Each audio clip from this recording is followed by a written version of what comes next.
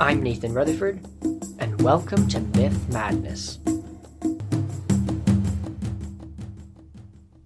This is the second episode on Perseus, and focuses on his homeward-bound adventures, like rescuing the Ethiopian princess Andromeda.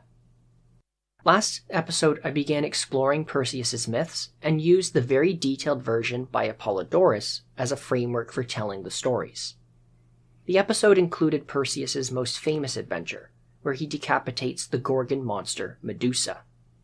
Leading up to that, I discussed the feud between Perseus's grandfather Acrisios and his twin brother Proitos, and how Acrisios, after approaching an oracle, feared he would be killed by any grandson his daughter Danae gave birth to. So, trying to circumvent the prophecy, he imprisoned Danae, but didn't account for the god Zeus getting her pregnant anyway. He tried to drown his daughter and her newborn baby in the ocean, but they ended up on an island called Seriphos. Several years later, Perseus was grown up, and the cruel king of Seriphos, Polydectes, tried to get rid of Perseus so he could have Danae all to himself. That was the trigger for Perseus's quest to bring back Medusa's head. With a little help from the gods Hermes and Athena, and some divine treasures, winged sandals, a bag, and a cap of invisibility, Perseus was able to find the Gorgon and kill her. With his killing of Medusa complete, Perseus used the winged sandals to begin his flight back home with the Gorgon's severed head as a trophy. Even though it was safely hidden away in Perseus's bag, the head dripped blood down to the earth below. The Greek poet Apollonius, who wrote the Argonautica in the 3rd century BC, mentions how every drop of blood that fell to the ground turned into a mass of poisonous snakes, and that a single drop of blood from any of those snakes would kill any living thing in the world. The Roman poet Ovid also mentions this detail about drops of blood turning to poisonous snakes, but he also shares an odd twist in the story, a side quest in the Perseus myth. Perseus flew on, sometimes shifting west and sometimes east, and daylight gradually faded. Not wanting to fly at night, he landed in the far west, at the place where Atlas lived. Normally we know Atlas is one of the Titans, where instead of being imprisoned in Tartarus after Zeus defeated them, Atlas was made to hold up the sky. In this account, involving Perseus, there's no mention of Atlas's punishment. Instead, he is living a life of luxury. He rules over the lands at the end of the earth, has 1,000 herds of cattle and sheep wandering over meadows, and he grows trees with golden apples in a walled garden. Perseus came to Atlas's home and asked him if he could rest there. Atlas refused and tried to drive him out by force. But saying nothing, Perseus turned his face away, pulled out Medusa's head, and showed it to Atlas, turning him into stone. The old Titan was transformed into a mountain. His beard and hair became forests, his shoulders and hands the ridges, his head a high peak, and his bones into rocks. He became the Atlas Mountains, which are located in what is now Morocco. This strange story is a late addition to the Greek myths. The earliest record of it is by Ovid. It's referenced by 2 other known sources, but it's clear that they were using Ovid's story as a reference. I call it strange because it's also not particularly consistent with other aspects of Greek myth. Atlas here is presented like a king, and not like a titan being punished by holding up the sky. There are earlier stories that tell how Atlas was eventually released from his punishment, so maybe that could explain why he's living it up in this one. But this story also doesn't fit in with some of the myths involving the hero Heracles, who is supposed to be a descendant of Perseus. In this Ovid story, Atlas is turned to stone by Perseus, but the Heracles stories involve Heracles interacting with Atlas, something he can't do if he was already turned to stone. It just goes to show how the different Greek myths were constantly being reworked by the Greeks and Romans. Sometimes this was done in a cohesive way that makes sense, and sometimes it just was not. That particular episode of Perseus's journey is not well known. What's more well known, and is referenced by multiple Greek and Roman writers, was what happened when, continuing on, Perseus arrived in Aethiopia, or Ethiopia. First, let's talk a little bit of where Perseus was. Aethiopia translates to mean something like burnt face or red-brown. It is essentially a general term the Greeks had for more darker-skinned populations living outside Greece. The land of the Aethiopians was where these people lived. But was it a specific land? The first recorded use of the word is by Homer. His Aethiopians have a much more legendary feel than in other sources. The Odyssey has them in two locations, one in the far east and another in the far west, in the lands of the sunrise and the lands of the sunset. Their burnt-facedness, or darker features, are implied to be due to their proximity to the sun. Homer also tells us that the Aethiopians have a closer relationship to the gods than we do. Zeus and Poseidon both visit them in person at different times. Hesiod's Theogony is the first source that names a specific Aethiopian. The Aethiopian king Memnon was a son of the goddess Eos. As the dawn goddess, she gives the Aethiopians yet another connection to the sun.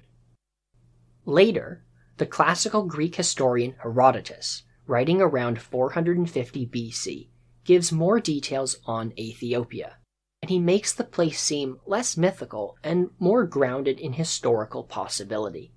He claims to have actually visited its border and said it was south of Egypt. In doing so, he largely identifies Aethiopia with what was then Nubia, which is roughly consistent with other sources from the later Hellenistic period. But the geography of Aethiopia is never completely nailed down. There are other suggestions that it was more in the Middle East, and even further east in the direction of India. How does all that come back to the Perseus story? I think the point here is that Perseus was having all these adventures in the strange lands beyond Greece. He had the winged sandals, and with them he could travel all over the place.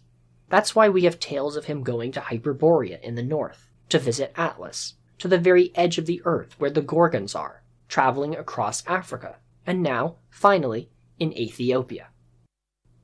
Perseus found himself in an Aethiopia ruled by a man named Cepheus. The wife of Cepheus was Cassiopeia.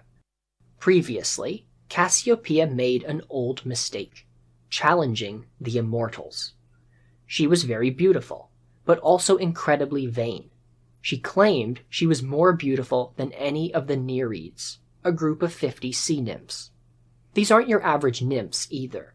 The ranks of the Nereids included some of the most important non-Olympian female goddesses in Greek mythology. Thetis, an important goddess who pops up occasionally, was a Nereid. Amphitrite, the wife of Poseidon, was a Nereid.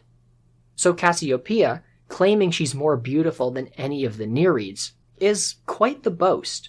She's not just talking about your average water spirit. The Nereids, on their part, were severely offended, and complained to Poseidon, the ruler of the sea. For Cassiopeia's hubris, Poseidon decided to punish the Aethiopians by flooding the land and sending a sea monster to devour the people.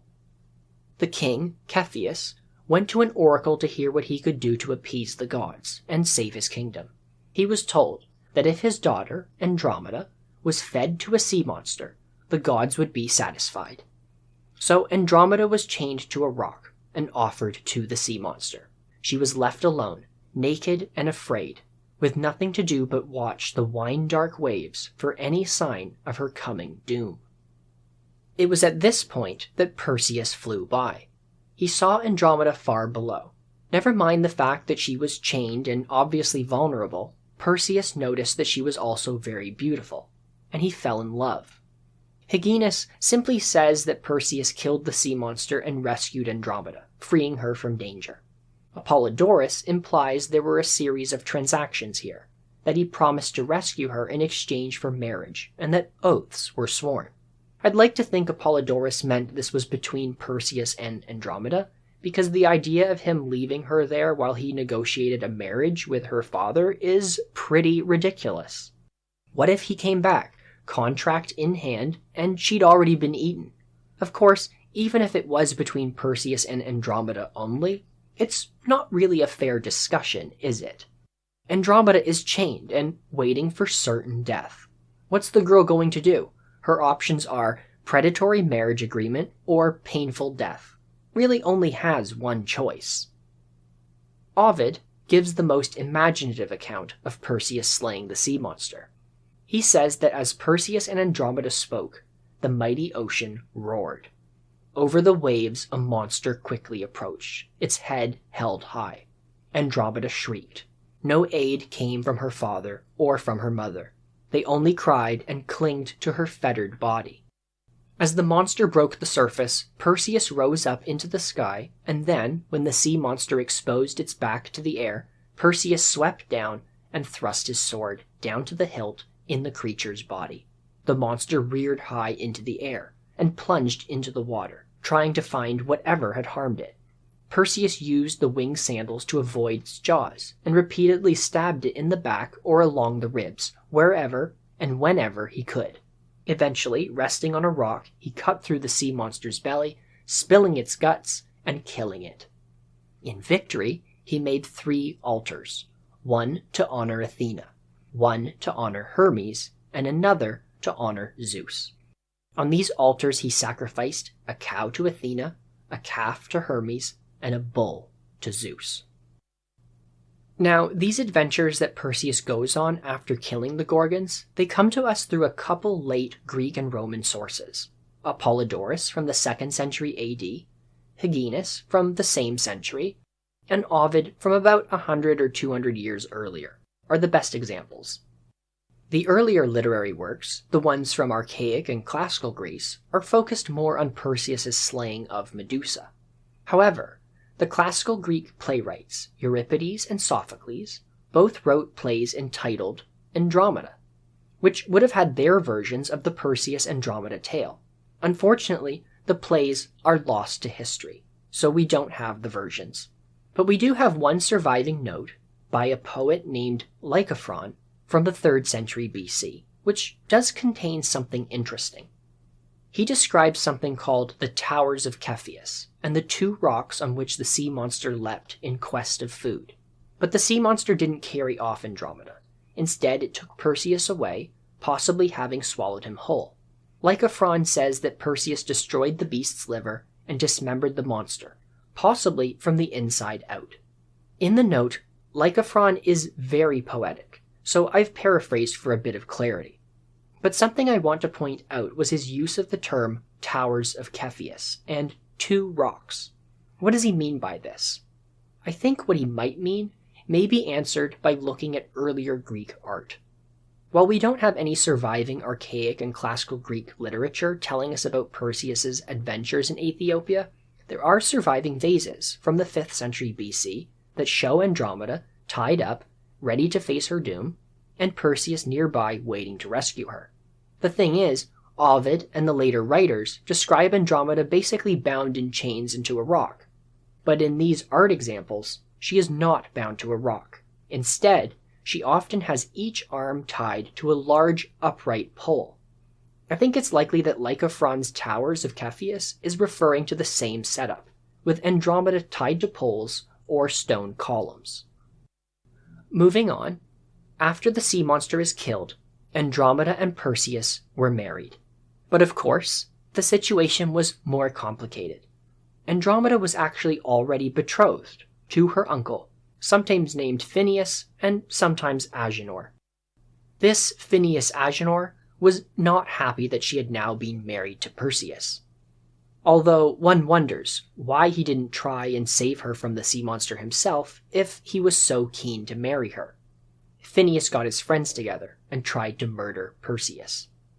Ovid describes a scene where during the wedding feast of Perseus and Andromeda, an angry mob of Phineus and his friends ran into the hall. Phineus yelled, "I come the avenger of my ravished bride," and then threw a spear at Perseus. He missed. The feast then dissolved into chaos, and numerous people drew swords and began fighting. Several heroic adventurers from foreign lands, an Indian, an Assyrian, and others, fought Perseus in single combat, but were each killed by him. He had a little help from the goddess Athena, who intervened to protect the hero. She stood in the hall invisible, but used her shield to block attacks and gave Perseus added courage to fight against these new enemies.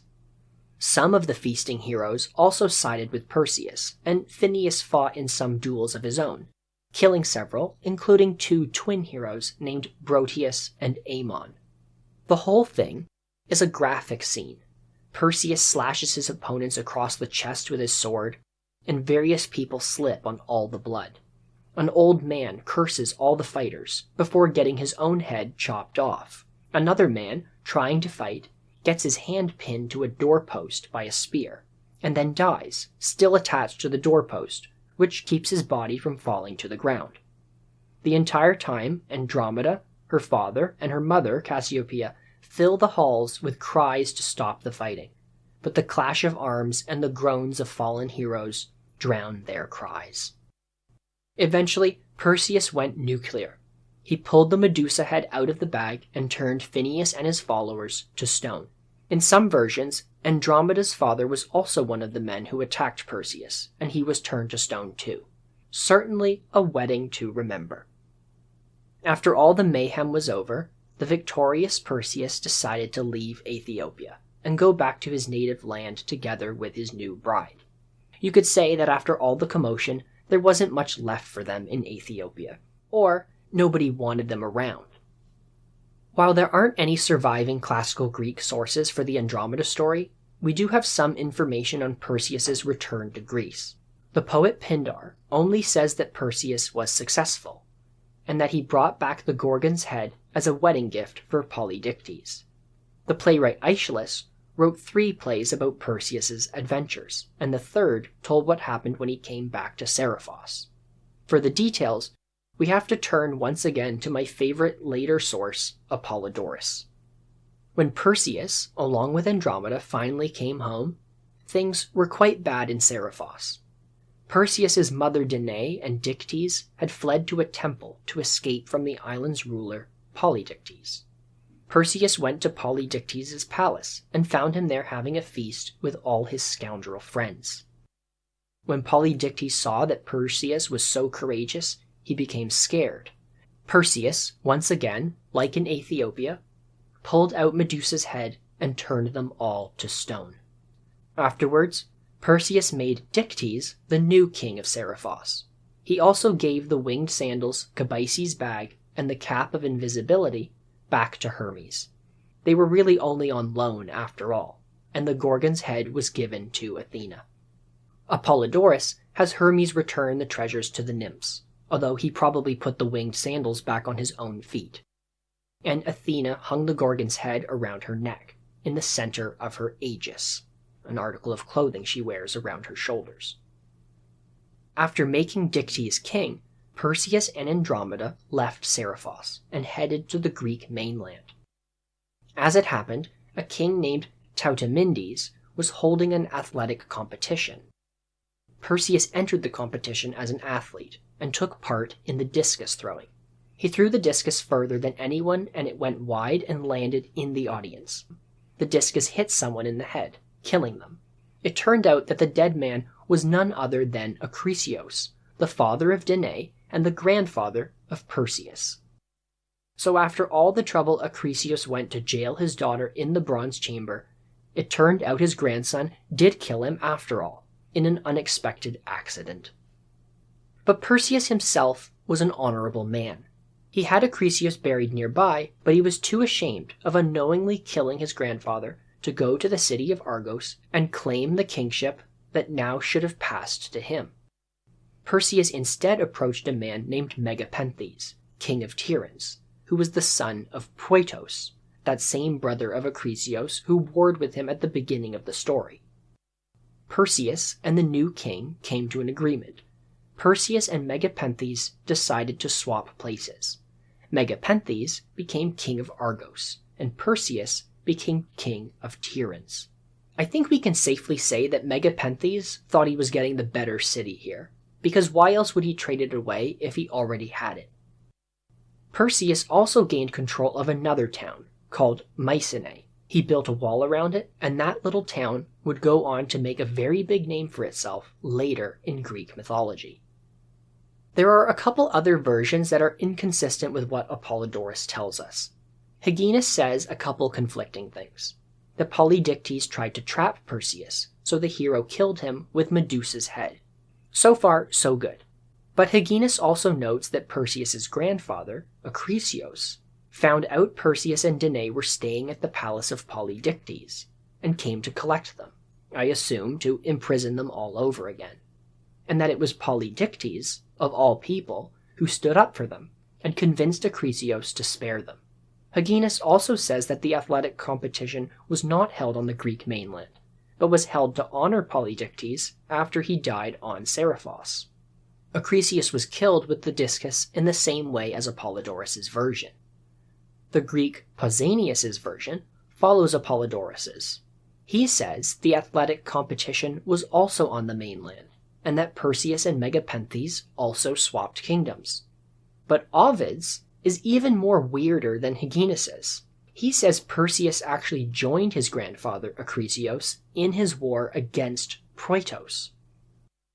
Euripides wrote a play entitled Acrisios, which probably told the story of the old king's death. The play is, as you might expect by now, lost to history. But I wish this was around. It would be nice to know where Euripides landed on the circumstances of Acrisios' death, and how Perseus acquired his kingdom. So, at this point, we have Perseus ruling over a kingdom and founding the city of Mycenae. In this way, Perseus is one of those legendary founder figures that make up most of the first few generations of Greek heroes. Of course, the other side of being a founder figure is having a family, that then gives rise to various Greek hero descendants. Perseus and Andromeda became the parents of a number of sons and daughters. While they were in Aethiopia, they had their first son, a boy named Perseus. The Greeks believed this son was left behind in Aethiopia, and was the ancestor of the kings of ancient Persia. In the Pelops episode, I talked about how Pelops eventually fought wars against Perseus for control of southern Greece, but they must have eventually made peace. After that, no less than 4 of Perseus's sons married into the family of the Greek hero Pelops. Perseus's son Alcaeus married Pelops's daughter Astidamia. Their son was a man named Amphitryon, who we'll hear about again in a future episode. Perseus's son Sthenelus and Pelops's daughter Nicope had 2 daughters, named Alcyone and, funny enough, Medusa. They also had a son named Eurystheus, who is going to play an important role in the future too. Perseus's son Electryon and Eurydice, yet another daughter of Pelops, became the parents of the woman Alcmene, who will become a lover of Zeus. Finally, Perseus's son Mestor and Pelops's daughter Lycodice were parents of Hippothoe. According to Apollodorus, she was later abducted by Poseidon, became his lover, and their son founded a city. And then there is Perseus's daughter Gorgophone. She had 3 sons, Aphareus, Leucippus, and Tyndareus. The sources disagree on her husband. Apollodorus names 1, Pausanias names 2. Through the fathers, the sons, the most important being Tyndareus, inherited the kingdoms of Messene and Sparta. You can find family trees showing all these relationships on the podcast website, www.mythmadness.com. In the end, there is not much to be said about the death of Perseus. The only person who records anything is Hyginus.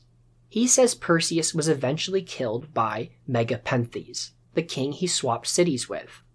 Hyginus's reason is that Perseus killed his father, which is not very consistent with the other versions either. But through all his kids and their marriages, Perseus was a legendary ancestor for the royal families in Argos, Mycenae, Elis, Sparta, and Messenia. So that's basically all of southern Greece. His most famous descendant was the mythical hero Heracles. With all of this, it shouldn't come as a surprise that Perseus developed quite the hero cult in ancient Greece. He was even celebrated outside the lands of his claimed ancestors, in Athens. And that's all for today. Thank you for listening. If you're enjoying this podcast, please share it with a friend.